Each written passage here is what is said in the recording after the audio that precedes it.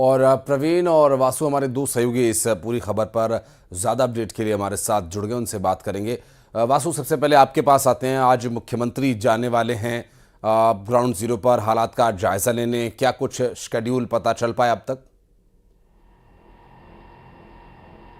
बिल्कुल, देखिए हरदा में जो भीषण हादसा हुआ है और हरदा के हादसे की जो आग है वो अभी तक नहीं बुझी है। आप यहाँ पे तस्वीरों में देख सकते हैं कि कल रात भर से ये पूरा जो यहाँ पर रेस्क्यू ऑपरेशन है वो चलाया जा रहा है और सुबह भी आप यहाँ देखेंगे कि जो फायर ब्रिगेड का अमला है, जो दमकल का अमला है, वो यहाँ पे पूरी तरह से तैनात है और अभी भी उस आग को बुझाने के लिए जो लगातार बौछारें हैं पानी की, वाटर कैनन जो है वो यहाँ पर चलाना पड़ रहा है। और कल जब मैंने एनडीआरएफ के जो जवान यहाँ तैनात थे उनसे बात की तो उन्होंने बताया कि 2 से 3 दिन लग जाएंगे इस पूरी आग को पूरी तरह से ठंडा होने में। लेकिन बड़ा सवाल यह है कि इस मलबे के नीचे अब भी कितनी जिंदगियां और दबी हुई हैं, उनके अवशेष क्या मिल पाएंगे और आज दिन भर भी जो है वो सर्च ऑपरेशन भी उन लोगों के लिए जारी रहेगा जो अब तक मिसिंग बताए जा रहे हैं, क्योंकि आज क्षेत्रीय लोगों का कहना है कि बड़े पैमाने पर ऐसे लोग हैं जिनका पता अब तक नहीं चल पाया है। हालांकि देखिए, मुख्यमंत्री मध्य प्रदेश के डॉक्टर मोहन यादव पूरी घटना पर नजर बनाए रखे हैं, मॉनिटरिंग लगातार वो कर रहे हैं और आज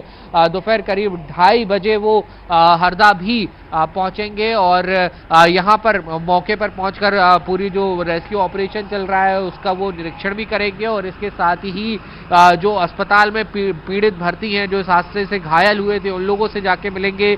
जिन लोगों ने इस पूरे हादसे में जान गंवाई है उनके परिजनों से भी सीएम मोहन यादव जो है वो मुलाकात कर सकते हैं। और वहीं कांग्रेस के प्रदेश अध्यक्ष जीतू पटवारी का भी आज हरदा दौरा है। सुबह 10 बजे तय कार्यक्रम के अनुसार वो भी हरदा पहुंचने वाले हैं और यहां पर पीड़ित परिवार समेत तमाम जो घायल हैं उनसे भी वो यहाँ पर मुलाकात करेंगे। तो देखिए, चाहे दोनों ही दलों के नेताओं की बात की जाए या फिर अन्य जो जनप्रतिनिधि हैं उनका लगातार यहाँ पर पहुँचने का जो सिलसिला है वो जारी है। और नगर निगम माफ कीजिएगा, जो दमकल का अमला है वो और तमाम जो रेस्क्यू की टीम से, चाहे एनडीआरएफ की हो या एसडीआरएफ की हो, वो लोग भी लगातार यहाँ पर अपने काम कर रहे हैं, अपने काम को अंजाम देने में जुटे हुए हैं। हम उम्मीद यही करते हैं आशीष की इस पूरे घटनाक्रम में जो कैजुअलिटी की है, नंबर ऑफ कैजुअलिटी से जो मौतें हुई हैं वो कम से कम हो और जो लोग घायल हों वो जल्द से जल्द ठीक हो जाएं और पूरा देश इस हादसे से सबक ले, तमाम सिक्योरिटी प्रोटोकॉल्स के ध्यान रखें ताकि ऐसे हादसे भविष्य में पेश ना आए। जी बिल्कुल, प्रवीण हमारे सहयोगी हमारे साथ लगातार बने हुए, उनसे भी बात करेंगे। वासु, मैं आपके पास लौटूंगा। प्रवीण, बीती रात अब खत्म हो गई है, नई सुबह आ गई है, लेकिन कल के हादसे के बाद कई ऐसे परिवार हैं जिनकी जिंदगी में सूरज निकलने के बाद भी अंधेरा ही है। घायलों की क्या स्थिति है, मृतकों के परिवार वालों की क्या स्थिति है और ग्राउंड जीरो के आसपास जो परिवार रहते हैं उनके बारे में कुछ डिटेल्स मिल पाई हैं? कैसे वो इस घटना से रिकवर करने का प्रयास करें या अभी क्या है स्थिति उनकी? जी आशीष जी, हरदा में कल बेहद भयानक और दर्दनाक हादसा हुआ था जिसमें लगभग 11 लोगों ने अपनी जान गंवा दी और 174 लोग इसमें घायल हो गए। फटाखा फैक्ट्री में विस्फोट हुआ था और उसके बाद यहाँ पर पूरे इलाके में अफरा तफरी मच गई।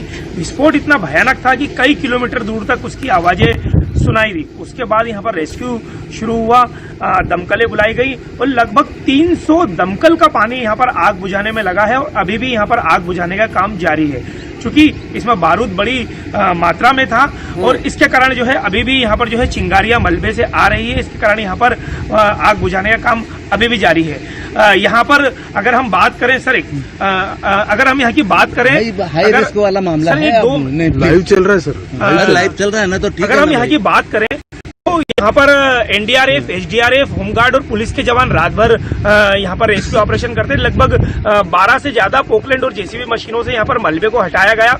आग बुझाने का काम अभी भी जारी है। हम आपको यहाँ पर एक बात बता दें कि जो फैक्ट्री के आसपास जो मकान थे उसमें गृहस्थी का सामान पूरी तरीके से जल गया है। एक ऐसा परिवार था जिनका नाम था मुकेश और उषा, वो फैक्ट्री के पास एक मकान में थे और दोनों पति पत्नी इस हादसे में अपनी जान गंवा गए। उनके घर की अगर हम हालात देखें तो दीवारें टूट गई, पूरा गृहस्थी का सामान जल गया। यहाँ पर हमने कल भी हमने एक जो पीड़ित महिला थी उससे बात करी थी, उनका ये कहना था कि इस मामले को लेकर प्रशासन को हमने कई बार आगाह किया, लेकिन फैक्ट्री को हटाने को लेकर या फैक्ट्री को बंद करने को लेकर कोई कार्रवाई यहाँ पर नहीं की गई। उसका ही नतीजा है कि आज इतना बड़ा हादसा यहाँ पर हो गया है।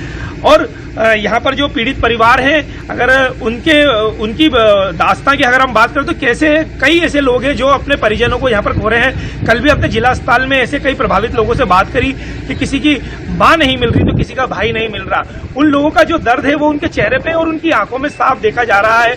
लेकिन अब यहाँ पर अगर हम बात करें हादसे की, तो हादसे के 24 घंटे बीतने के बाद भी यहाँ पर आग अभी नहीं बुझी। दमकलें यहाँ लगातार आ रही है। आप मेरे पीछे देख सकते हैं किस तरीके से यहाँ पर दमकलों का आना यहाँ पर लगातार जारी है और आग बुझाने का काम यहाँ पर अभी भी चल रहा है। और आज यहाँ पर लगभग 2:55 पर मध्य प्रदेश के मुख्यमंत्री मोहन यादव हरदा पहुंचेंगे और लगभग 50 मिनट वो यहाँ पर रहेंगे और इस पूरे घटना अधिकारियों से चर्चा करेंगे, पीड़ितों से चर्चा करेंगे और राहत और बचाव कार्य जो यहाँ पर रहा उसका जायजा लेंगे। जी आशीष। बिल्कुल, मैं लौटूंगा प्रवीण आपके पास। वासु भी लगातार हमारे साथ जुड़े हैं।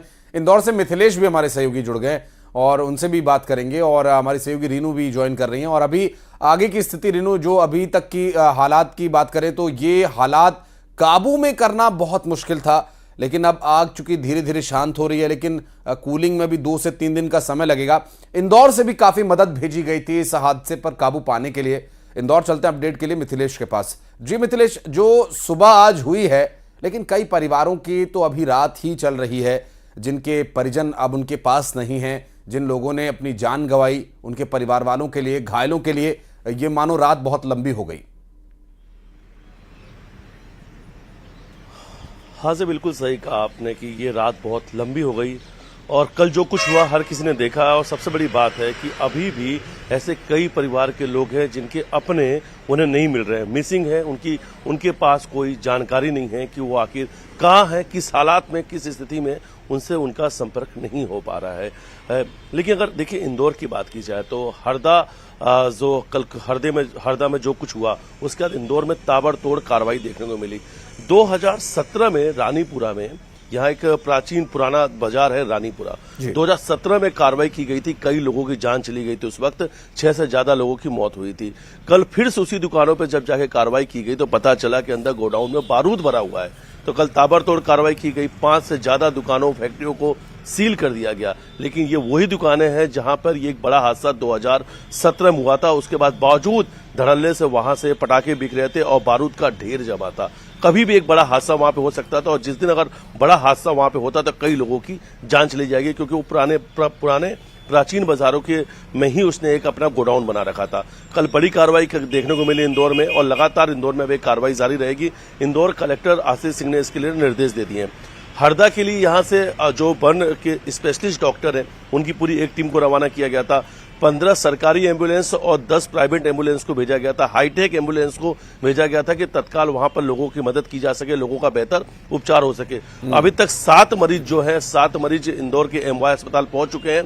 यहां पर जो मरीज आए हुए हैं इन्हें बर्न की वजह से नहीं लाया गया।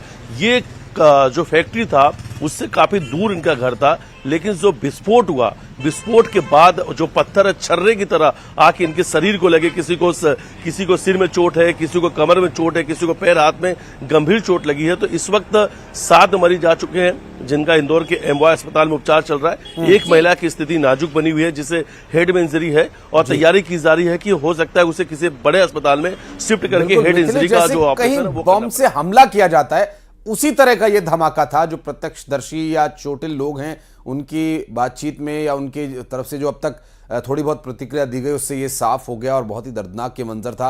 हालांकि वासु जैसा बता रहे हैं कि कूलिंग में बहुत समय लग सकता है, 2 से 3 दिन अभी समय लगेगा। हालात का जायजा आप लोग लेते रहिएगा, अपडेट लेते रहेंगे। बहुत बहुत शुक्रिया आप सभी का इस पूरे मामले पर अपडेट देने के लिए। बिल्कुल। और हरदा में कल पटाखा फैक्ट्री में हुए विस्फोट